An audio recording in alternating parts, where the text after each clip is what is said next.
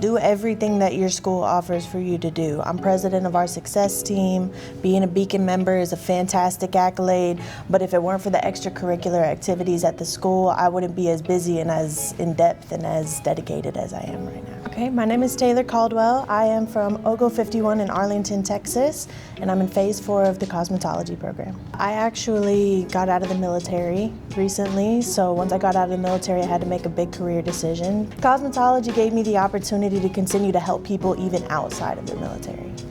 This is actually my third career. I have a bachelor in music with an outside field in psychology. That was my first career. I was a violinist for about 12 years. And then after I got my bachelor's degree, I joined the United States Navy. I was a gas turbine mechanic in the Navy. I went on a couple of deployments and quite a few underways, and then after I got out, I really wanted to hone creativity. I missed being able to be creative like I was with music. I'm very much looking forward to being able to hone my craft over time too.